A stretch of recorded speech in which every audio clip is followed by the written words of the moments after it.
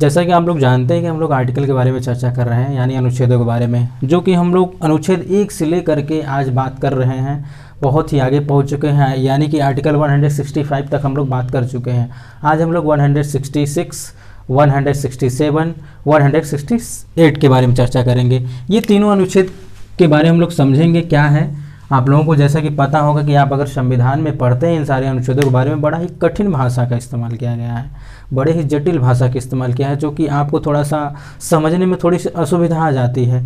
तो आपकी इन्हीं परेशानियों को, इन्हीं दुखों को दूर करने के लिए मैंने क्या किया है, ये बहुत ही सरल और बहुत ही आसान भाषा में आपके लिए ये अनुच्छेदों का श्रृंखला प्रारंभ किया है, जिसमें हम लोग कहाँ तक बात कर लें आप लोग जानते हैं भली भांति। अगर आप पहले वाली वीडियोस नहीं देखे हैं तो आप अवश्य देखिए।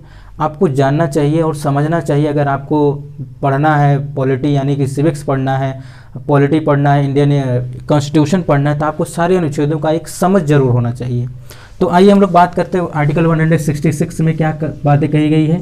राज्य की सरकार के कार्यों का संचालन क्या होता है, ये आप लोग जानते होंगे। राज्य सरकार का कार्य क्या होता है, ठीक, कार्यपालिकी शक्तियाँ क्या होती हैं, और राज्य सरकार के समस्त कार्यपालिकी कार्य क्या होंगे, राज्यपाल के नाम से ही की जाएंगे। जैसा कि आप लोग जानते होंगे कि जो केंद्र सरकार की कार्य होती है वो राष्ट्रपति के नाम से होती है। अगर केंद्र सरकार यानी प्रधानमंत्री किसी भी देश के साथ कोई समझौता करें, कोई भी बात करें, कोई समझौता हो जाए, चाहे द्विपक्षीय हो जाए चाहे बहुपक्षीय हो जाए, किसी देश को लोन लेना है, किसी देश से लोन लेना है, चाहे वो सैनिक समझौता हो चाहे वो सैन्य समझौता हो, वो सारे क्या होते हैं, वो राष्ट्रपति के नाम से होते हैं। वैसे ही राज्यों में क्या होता है कि जो भी कार्य होंगे, जो भी कार्यपालिकी कार्य होंगे, चाहे वो विभाग से, किसी भी विभाग से संबंधित हो, वो सारे के सारे कार्य किसके नाम से होंगे, राज्यपाल के नाम से होंगे। जैसा कि आप लोग जानते होंगे, आप लोगों के घर में ऐसा होता भी होगा कि जो घर के दादाजी होते हैं उनके ही नाम पे क्या होती है, पूरी संपत्ति होती है। कोई भी कार्य होता है उन्हीं का नाम लगाया जाता है, अरे फलाने के दादा, अरे फलाने का, ये कहते हैं ना ऐसा कुछ। तो क्या होता है, यही एक प्रकार से देखा जाए तो पूरे परिवार के लिए क्या होते हैं, ये राज्यपाल महोदय क्या होते हैं, एक ग्रैंडफादर के रूप में ही होते हैं। इन्हीं के नाम से सारे कार्य किए जाते हैं, जो कि कार्य करने वाले एक्चुअल में कौन होते हैं, फादर होते हैं, यानी कि मुख्यमंत्री साहब होते हैं, ठीक।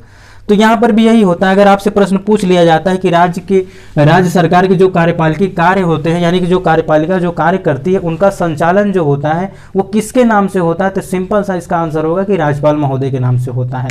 हाँ, अगर वो किसी भी विभाग से हो, किसी भी उप विभाग से हो, कभी भी आपको हो सकता है कन्फ्यूजन करने के लिए, आपको कन्फ्यूज करने के लिए ऐसा प्रश्न बन सकता है या पूछ लिया जाए कि क्या कार्यपालिकी संचालन हो रहा है, वो तो सही बात है, राज्यपाल के नाम से हो रही है, क्या कभी किसी विभाग या उप विभाग से संबंधित कार्य हो रहे हैं, क्या वो भी होते हैं, तो वो भी होते हैं, ठीक। तो ये हो गया हमारा आर्टिकल 166। अब हम लोग बात करते हैं 67 क्या कहना है। 67 भी बहुत ही सिंपल है, बहुत ही आसान है कि यानी कि कभी भी कोई भी कार्य अगर मुख्यमंत्री करेंगे, कोई भी क्या करेंगे, कार्यपालिकी संबंधित कोई कार्य करेंगे, तो सबसे पहले उन्हें जानकारी किसको देनी पड़ेगी, राज्यपाल महोदय को देनी पड़ेगी। वो कोई भी कार्य करके आए हों, कोई भी कार्य से तात्पर्य यहाँ पे होगा कार्यपालिकी, यानी कि जो कार्यपालक के रूप में वो कार्य करेंगे। अगर वो कोई भी कहीं पर भी समझौता करके आए, कोई कार्य करके आए, कोई निर्णय लेकर आए, तो क्या होगा, सबसे पहले फर्स्ट ऑफ ऑल जाकर के राज्यपाल महोदय से उन्हें बताएंगे।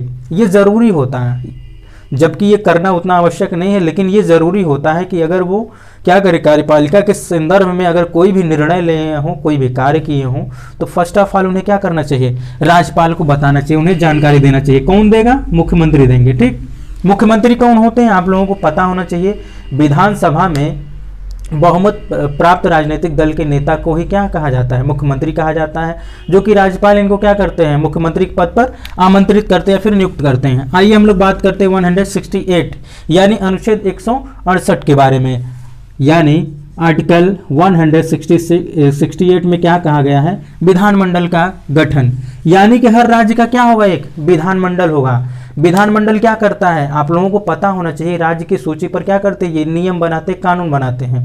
आइए हम लोग थोड़ा सा इसको और विस्तार समझते हैं कि प्रत्येक राज्य में एक विधानमंडल अवश्य होगा, ठीक। विधानमंडल का गठन 1 या 2 सदनों से मिलकर होगा। आप लोगों को पता होना चाहिए कि विधानमंडल के कितने सदन होते हैं, या तो 1 होते हैं या तो 2 होते हैं। अगर 1 होंगे तो कौन होगा, कि केवल विधानसभा होगा। अगर 2 होंगे तो कौन कौन होंगे, एक विधानसभा और एक विधान परिषद होगा, ठीक। जहां पर 1 होंगे तो जाहिर सी बात है केवल विधानसभा होगा।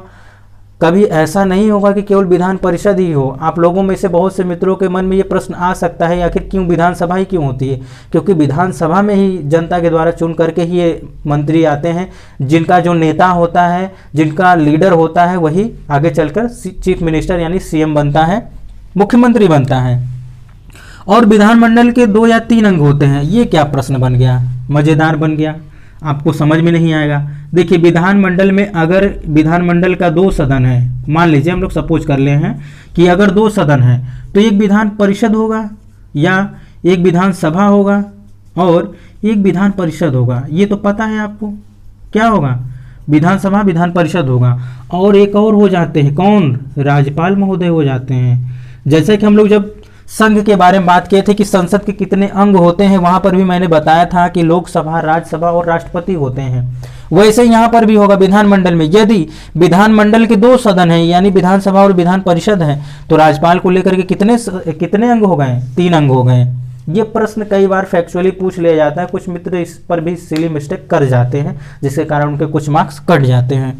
ठीक, यदि विधानमंडल का 1 सदन है यानी क्या होगा, केवल विधानसभा ही केवल है, तो केवल यही 2 अंग होंगे। समझ में आ गया आपको कि अगर विधानमंडल का केवल 1 सदन है तो राज्यपाल और विधानसभा मिलकर केवल 2 ही अंग हुए।